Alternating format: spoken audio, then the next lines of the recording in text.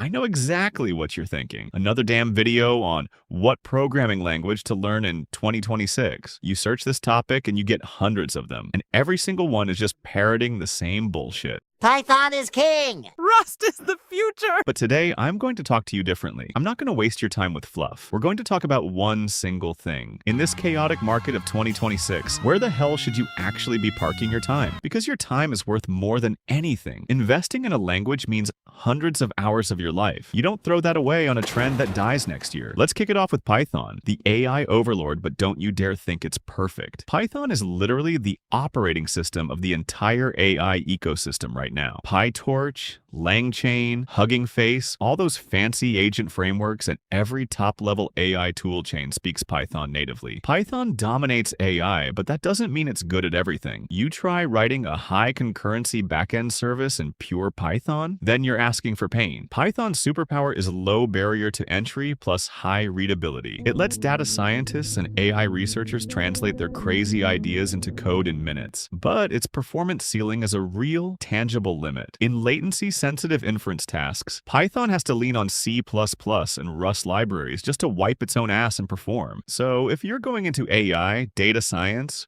or to machine learning, Python is your main chick. You have no choice. But for the love of God, pair it with a performance-focused language like Rust or C++ to cover its weak spots. You'll thank me later.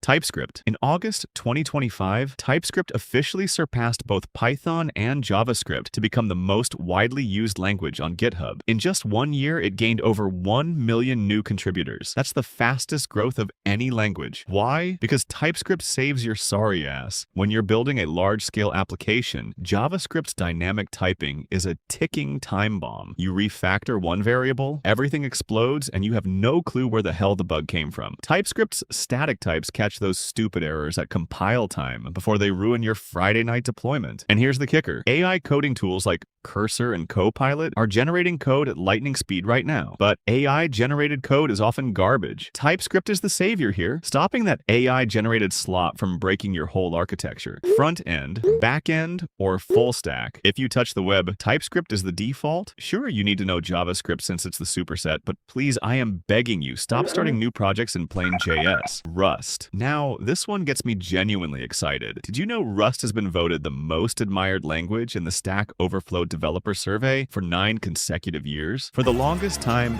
everyone dismissed it as a hipster toy. The learning curve was steeper, and the compiler acted like shit. But in 2026, the vibe has completely shifted. Rust crashed into the TOB top 10 for the first time ever, holding a 2.1% market share with a year-over-year growth of over 60%. The Linux kernel officially adopted Rust as a second development language. ByteDance, Cloudflare, these infrastructure giants are actively migrating their core systems to Rust. We're talking databases, networking proxies, and AI terminal tools. What's the core value here? Memory safety plus no garbage collector plus C-level performance. Rust eliminates memory leaks and dangling pointers at compile time straight from the language level. But let's not sugarcoat it. Rust is not for everyone. The learning curve is genuinely punishing. Jumping from Python to Rust feels like going from riding a bicycle straight into a fighter jet cockpit. Who should learn it? If you're aiming for systems programming, blockchain, AI infrastructure, or high-performance networking,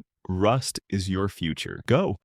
So what exactly makes Go so ridiculously effective? The answer is simple. It has lightweight Go routines plus native concurrency. When you need to handle high concurrency network services, Go is a beast. It compiles down to a single static binary file, making deployment in containers an absolute breeze. Plus, the learning curve is so much more forgiving than Rust's. If you've got a basic foundation in Python or Java, you can be productive in Go within weeks. Who should learn it? If your career path is cloud native, microservices, DevOps, or SRE, it gives you the highest return on investment for your time. Kotlin. Android's king, but it's spreading. Kotlin is the official language for Android development. Google recommends it. Period. If you want to build Android apps, Kotlin is your main language. But here's the interesting part. Kotlin is rapidly gaining popularity in back-end engineering, cloud systems, and microservices. With frameworks like Spring Boot and Ktor, you can build server-side apps too. And Kotlin multi-platform lets you write code once and deploy it on Android, iOS, and web. Who should learn it? Android developers, obviously. But if you're into backend and want something modern that's not Python or Go, Kotlin is a solid bet. PHP. Is PHP dead? Fuck no. PHP has been the silent workhorse of the modern web for over 3 decades. WordPress, Drupal, Laravel, Symfony, massive chunks of the web run on PHP. From personal blogs to complex enterprise systems, PHP's usage remains widespread. And with PHP 8.x and the JIT compiler, performance is rarely a bottleneck anymore. But the catch is, it's not sexy. It doesn't get the hype Python or Rust gets. But 45% of organizations report using PHP,